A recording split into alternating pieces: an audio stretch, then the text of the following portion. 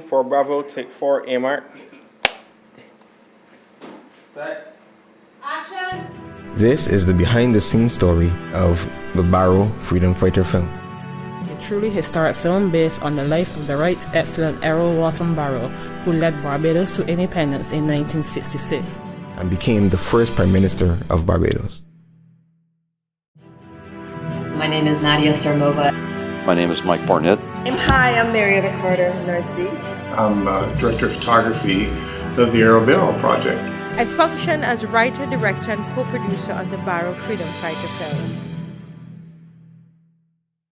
My training spans over 11 years now, since I've graduated from film school. I have worked as an assistant director, as an assistant camera throughout the span of that time. I'm a graduate of Florida State University, as I've also attended UCLA. My training and experience has been essential, but I think I've learned the most in the real world and actually being on film sets, and I've been on countless film sets at this point, and that has been the best experience and training for me. I was the sound mixer on the Barrow Freedom Fighter project.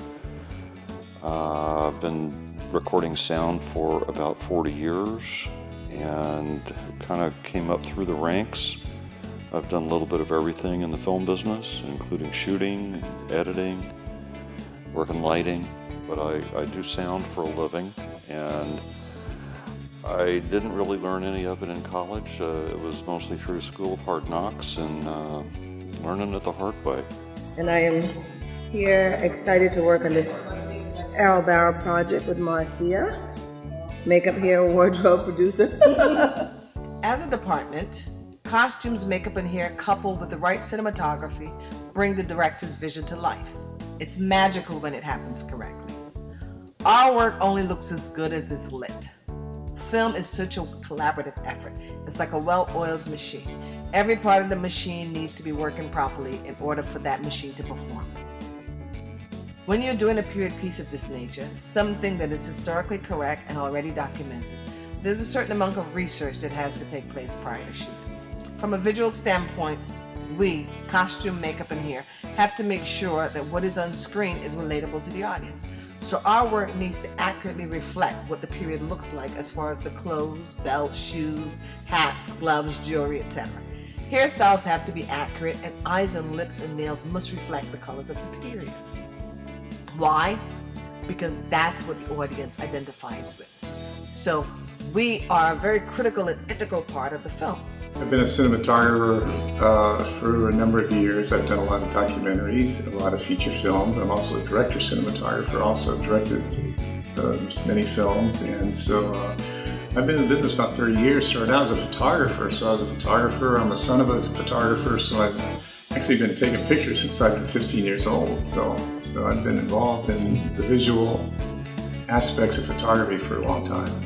Well, I've been working in filmmaking for 8 years. I have written and produced 6 feature-length films and directed 7. My research of this film spanned over a 3-year period, at which time I wrote the script for Barrow Freedom Fighter. I found out in doing the research for this film that I really liked history.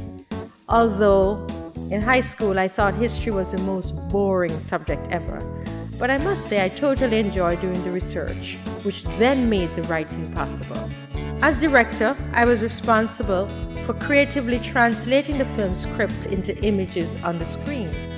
It is my job to develop a vision for the finished film and work directly with the director of photography on how to achieve it.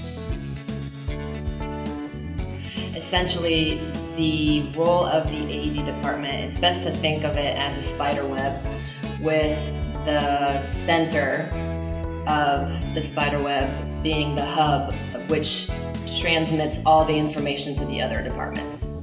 So it's a big job and can be timely and difficult at times when you don't have the right support staff. But it's also very rewarding because you're in charge of facilitating and helping other departments do their job.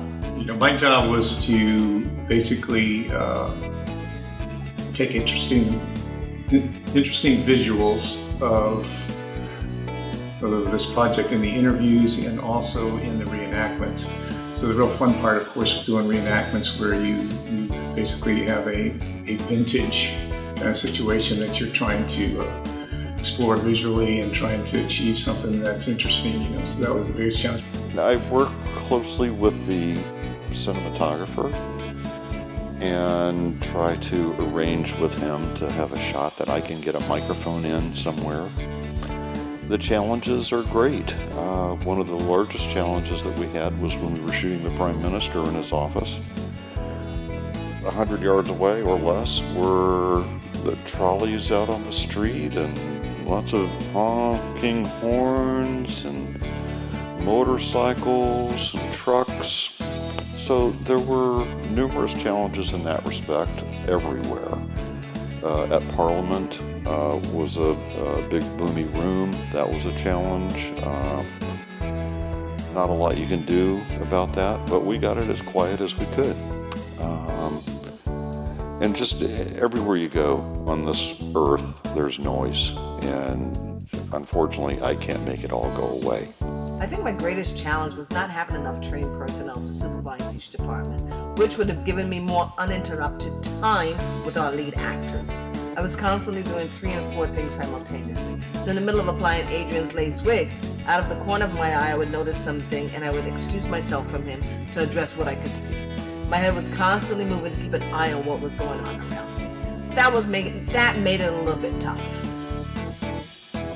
My biggest challenge was lack of time for proper pre-production, which essentially meant that we were doing pre-production and production simultaneously, and that made our time spent inefficient, and we ultimately, I think, cost us more time and money. The most creatively challenging scene for me was filming the first Barbados flag-raising ceremony that occurred in 1966. We had to have special wardrobe for Mr. Johnstone, and we could not get the uniform rented or purchased in Barbados or in London, since that type of uniform was no longer being made or used. I'm happy to say that Helene Headley and Shimar Gollop both took up the challenge and produced John Stowe's uniform. Teamwork makes the dream work. I think for me, probably the most interesting thing that happened was being called to put down my AD hat and become an extra for the bank scene. We were short a bank teller, and traditionally back in the 1960s they used white, blonde, attractive girls, and they dressed them up. They weren't necessarily very well educated. I think our head of makeup called them Ecky Beckies. So they transformed me into an Ecky Becky, and I had a ball just acting along with some of the extras and calling the scene, and then putting down my walkie and acting in the scene, and then once the director called cut, then I would repeat cut and then put my AD hat back on. So it was fun. I enjoyed switching back and forth. I think the funniest story that happened with me was when Marcia sent me an email asking me what my dietary requirements were. And I responded Mount Gay and breadfruit, because I had been there 20 years ago and I discovered Mount Gay and have become a aficionado of Mount Gay. And breadfruit, which you don't see much in the States. And I was able to get the Mount Gay readily. Wanted to go to the distillery, but didn't have time. And the breadfruit that I got down there was not to my liking. It was steamed, which is kind of bland. And I would rather have had it roasted like I had it before, which was the best thing I've ever put in my mouth. Funny stories, we have quite a few. First of all, my hairstylist and wardrobe assistant, Crystal Lochner, agreed to come to Barbados. We had to get her a passport. Now, she lives on the west coast of Florida, and the passport office is in Miami, 4 or 5 hours away from her. We had to get Marcia to lock in an itinerary in order to get an emergency appointment at the passport office. We finally got that out of the way. I told her Barbados was a relatively flat island. She's thinking flat with no hills, all right? I neglected to say that we do have a few hills and some small winding roads. How was I supposed to know that she suffered from motion sickness? Well, every day was an event.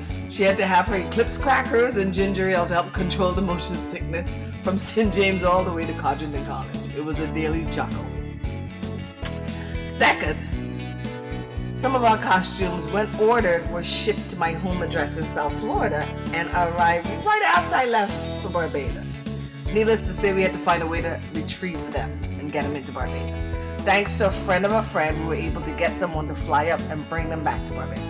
I think we needed those because they were the dresses for the Supremes and some of the stuff for the gala. Thirdly, our biggest challenge was the challenge of getting our lead actor's outfit for the flag raising scene. Oh my God, what an ordeal that was. I don't think I will ever recuperate from now. The suit was custom made in LA by my brother Ian Carter of IC Designs. FedEx gave him the wrong arrival information, so the suit would not have gotten to Barbados in time for that particular scene. So he shipped it to Miami with the hopes that we could find someone that was going into Barbados to hand carry the package. Well, that failed miserably.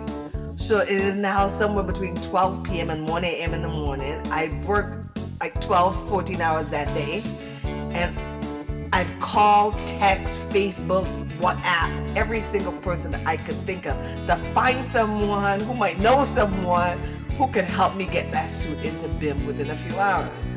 After being so frustrated, I finally posted an SOS in the Facebook group for the makeup school that I currently teach.